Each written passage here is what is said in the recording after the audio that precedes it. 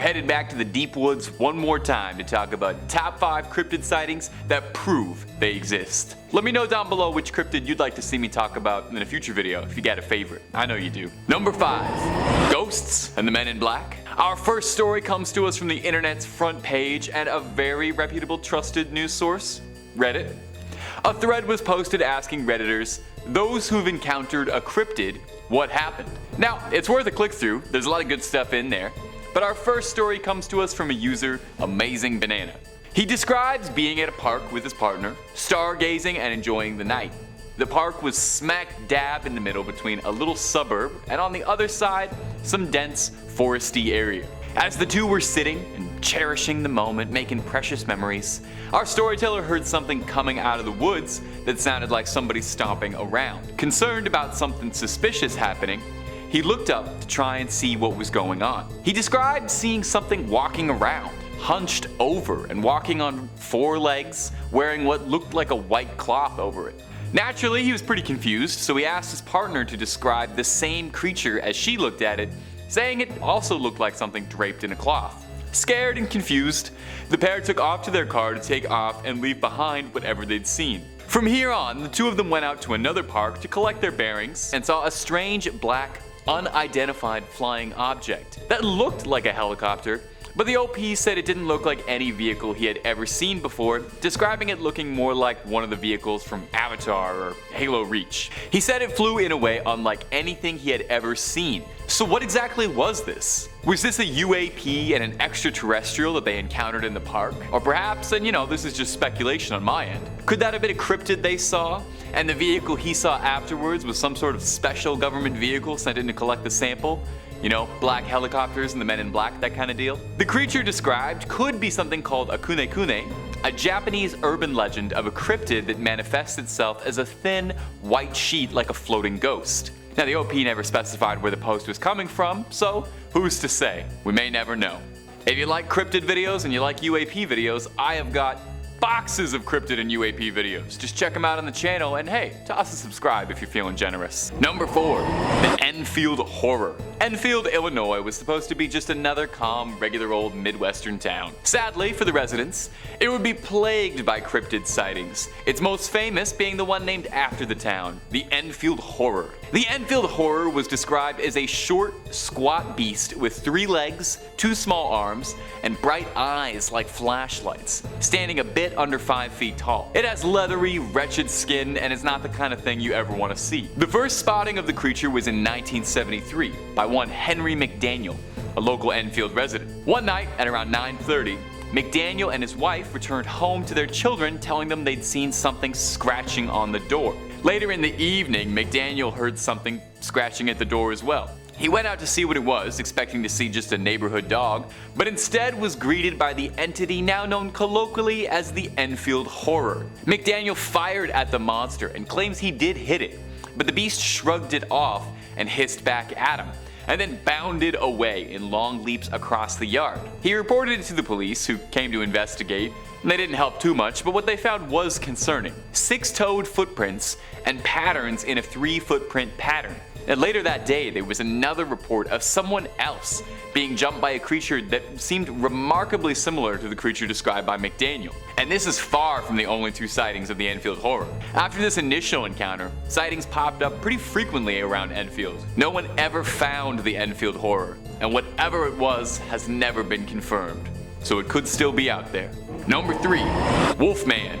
Of all the monsters out there, especially like the Universal monsters, my all-time favorite are probably werewolves. I don't really know why, just absolutely loved them. I used to draw them in my homework as a kid all the time. I really wanted to be a werewolf. I was bizarrely obsessed with them, so I'm a sucker for anything about them. Take a listen to this story here. A reporter on BuzzFeed asked the BuzzFeed community if anybody had any interactions with cryptids, and this story shared had me howling. That's a little wolf pun for you. Okay, sorry, let's get into it.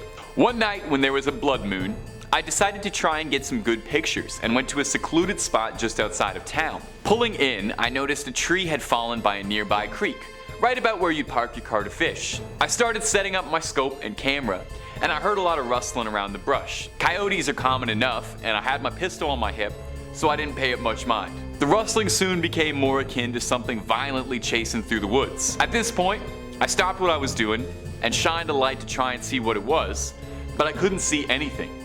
I was off-put by the sounds, so I started to pack in my stuff to leave when I heard some splashing. I turned on my light and I drew my gun, flashing it, and then I saw it. This 6-foot tall thing with what looked like the face of a wolf, but was too big to be a wolf or a coyote. It was as tall as I was. As the light hit it, it growled and charged at me. It barreled forward and disappeared into the cornfield. I left all of my stuff behind, and I came back the next day to find a farmer and some sheriffs. The farmer's sheep had been eaten the night before, so he'd been setting up trail cams and came across all of my things. I told them about what I saw, and they told me it was just a bear. But the tracks were definitely not a bear. Could that have been just a bear, and in a flash of fear and panic, he mistook it for a cryptid? Or could this have been a werewolf sighting? And he should have brought some silver bullets. Number 2, a Ningen. A Ningen is a cryptid I'd never heard of before, but after reading about it, I was instantly fascinated by it. It's described as a humongous, blubbery, whale-like creature, but there's a lot of variations on the creature depending on who's telling the story. Sometimes it's depicted as being kinda cute, to be honest. It looks a bit like a seal, beluga, or a dolphin. And sometimes it takes on a more humanoid, terrifying shape, kinda like a merman sort of deal. Interestingly, Ningen is a Japanese word for human, implying that it should be more humanoid in description. It's described as being anywhere from 20 to 30 meters long, oof. And sometimes it's described as having a mermaid-like tail. Other times, having hands and hind legs.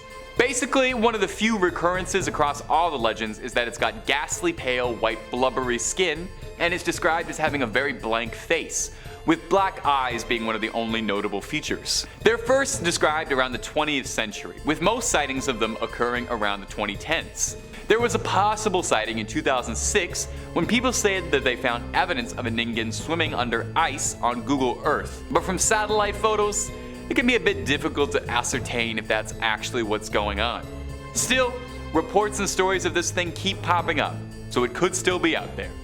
And finally, at our number 1 spot, Chupacabra. The Chupacabra is one of the most famous cryptids out there. Its name translates to goat sucker, and depending on the tale, the Chupacabra comes in many forms. Most often, it's described as being a quadrupedal, canid-like monster.